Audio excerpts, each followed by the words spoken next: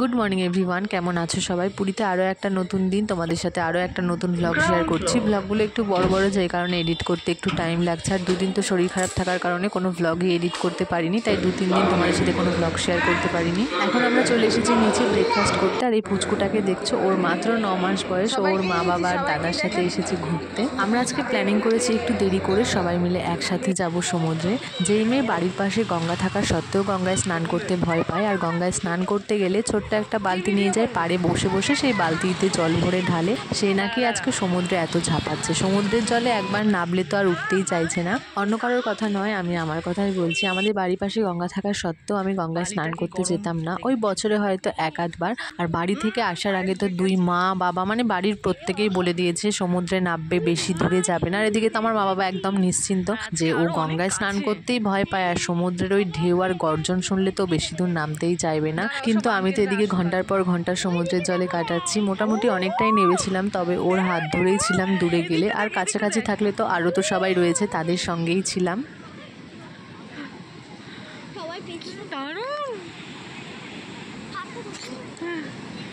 হোটেলে ফিরে স্নান টান সেরে আমরা চলে এসেছিলাম লাঞ্চ করতে। এদিকে তো মোটামুটি সবারই খাওয়া দাওয়া হয়ে গেছে, আর এখানে সমস্ত রান্নাবান্না করে রাখা আছে। খাওয়া দাওয়া সেরে রেডি হয়ে আমরা কয়েকজন মিলে একটা গাড়ি বুক করে বেরিয়ে পড়েছি, যাবো কয়েকটা সাইট সিনে। আজকে না খাওয়া দাওয়ার পরে কেউই একটু রেস্ট নেওয়ার টাইম পাইনি, মানে খেয়ে দিয়ে রুমে গিয়ে তাড়াতাড়ি করে রেডি হয়ে বেরিয়ে পড়েছি।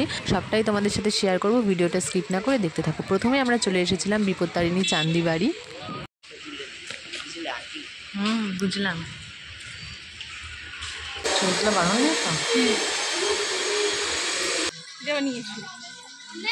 কি শাড়ি?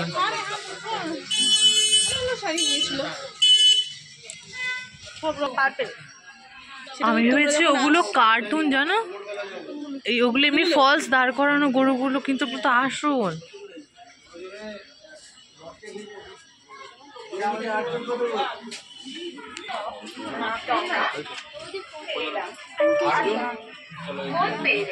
টিকিট নেই পার্কটাই এটা নতুন করেছে, এটা ছিল না।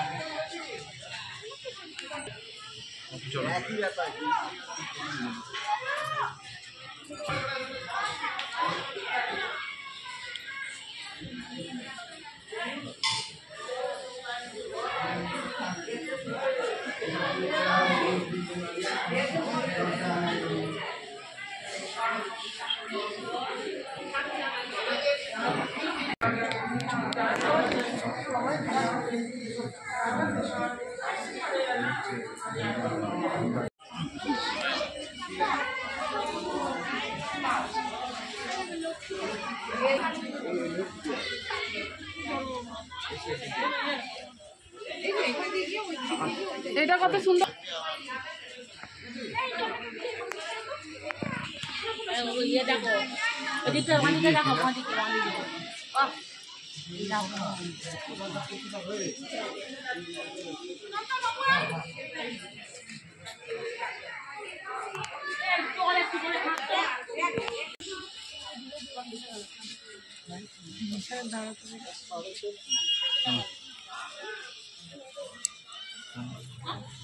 দাঁড়াও,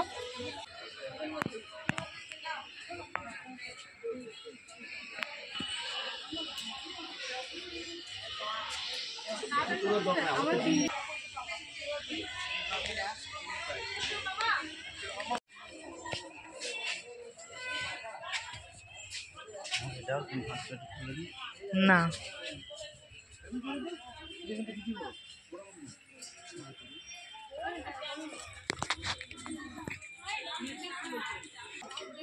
দিদিভাই, এই গাছটা মানে ফলস লাগানো, বলো? ফুলগুলো ফলস লাগানো।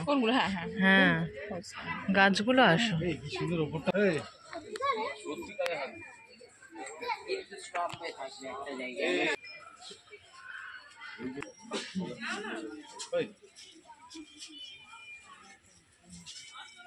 কেটে দাও।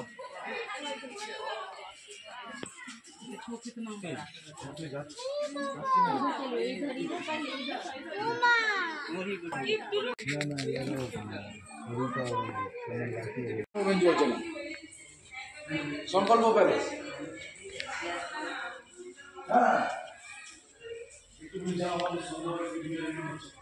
কি সুন্দর ঠান্ডা বলো বৌদি।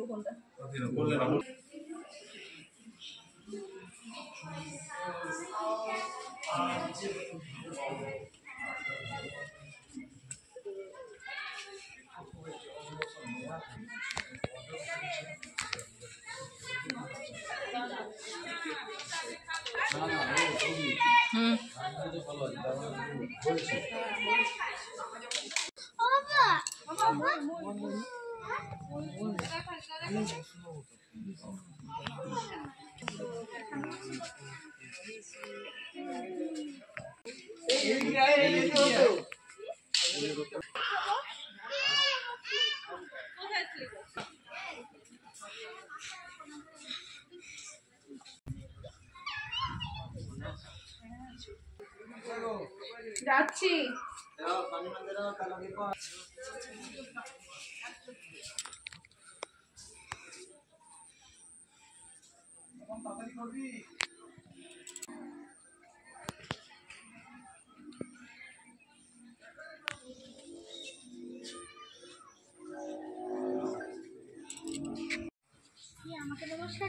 একবার দিয়ে ঘরটা দেখ কত বড়, ঘটের মাথায় ডাবটাও দেখ।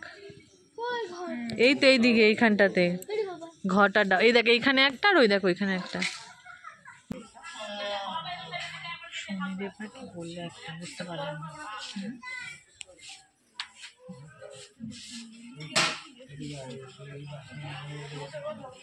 আপনি এটা ফলস করা সেটা বলছি শুনো না।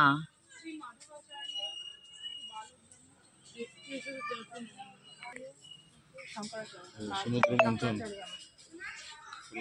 ছিল সাপ নিয়ে সমুদ্র মন্থনা। এখানে জল আছে মাম।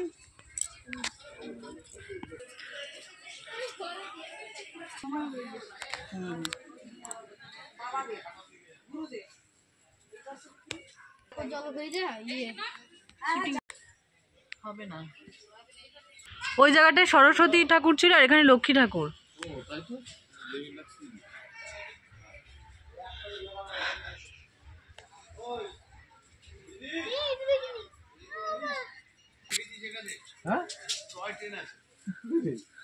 উঠতে দেবে?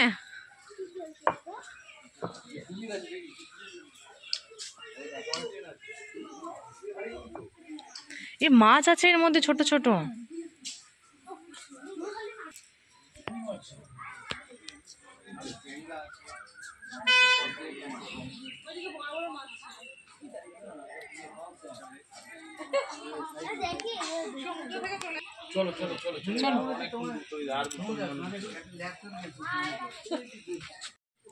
মামকে ধরো না, আমি ভিডিও করছি, মাম কি করে ধরবো?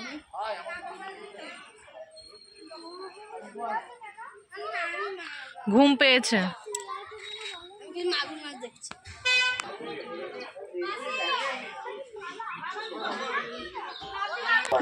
এটা টয় ট্রেন নাকি? এটা ইলেকট্রিক ট্রেন, তো টয় ট্রেনের মতো।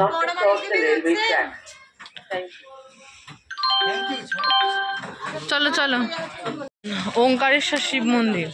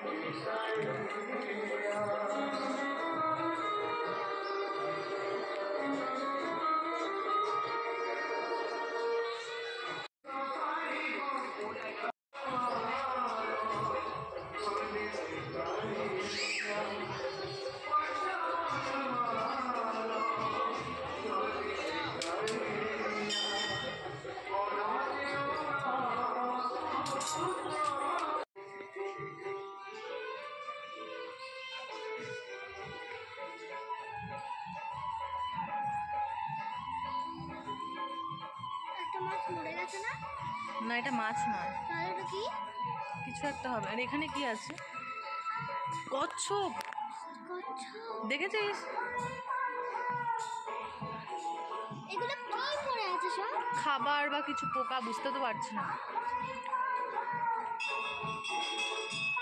ডিম ওদের? কত আছে?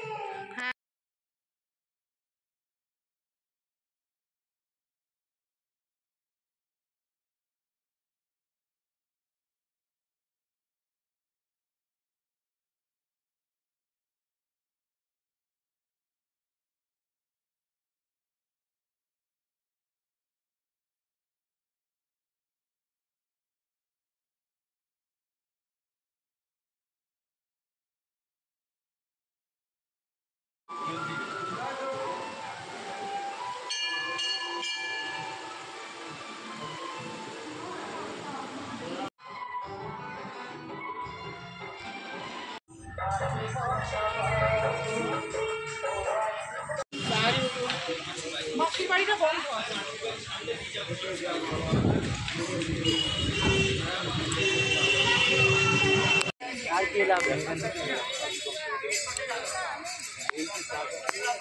বাবা মাছ দেখেছিস? দেখো, কত মাছ দেখতেই পাচ্ছি না। ওই তো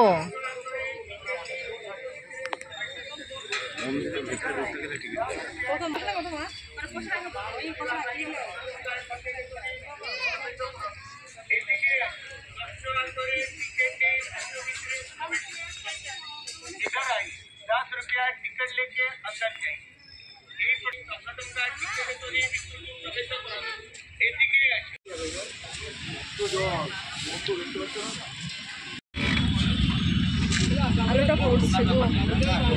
না না সামনে রথ আসছে না রথের জন্য। রথটা কোথায়? না রথ তো ওখানে ওখানে আছে, বলছে রথ বানাচ্ছে। হ্যাঁ প্রতি বছরই তো মায়ানমারে চলে এলাম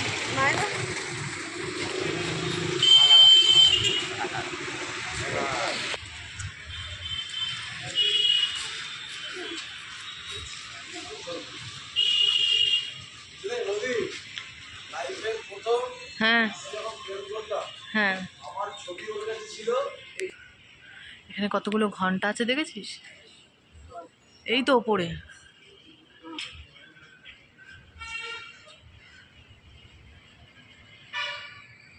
হোটেলে ফিরে সন্ধ্যের টিফিনটা সেরে আমরা দুজন মিলে বেরিয়ে পড়েছিলাম মার্কেটিং করতে। কালকে হয়তো কেনাকাটির সুযোগটা পাবো না বলতে কালকে সকালে টিফিনটা সেরেই আমরা সাইট সিনের জন্য বেরিয়ে পড়বো। আর অনেকটা দূরেই যাব, ফিরতে ফিরতে সন্ধে হয়ে যাবে, আর এসে না ওই এনার্জিটা থাকবে না সবার জন্য মনে করে করে কেনাকাটির। তো সেই কারণে আজকে যেহেতু হাতে সময় সুযোগ আছে, তো আজকে বেশিরভাগ কেনাকাটিটাই করে ফেলি। আর যদি কয়েকটা টুকটাক বাকি থাকে পরে মনে পড়ে, সেটা কালকে কেনা যাবে। এটা কি আছে? না সিঁদুর কৌটো নেব না। হ্যাঁ ওগুলো নিয়ে নাও। এইটা একটু দেখি, এটা কিসে?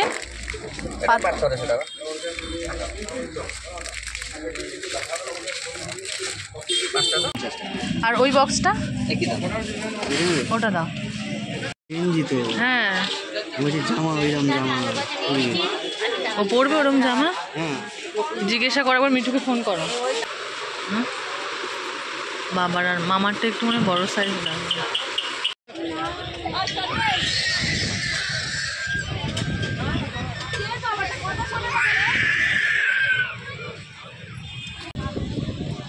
ভালো হবে তো? তুমি বাজিয়ে দেখো না আপনি একবার বাজিয়ে দেখান।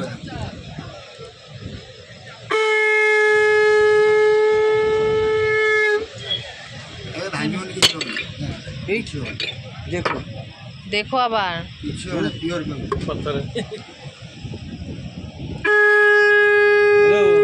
কোনটা ভালো বাজলো?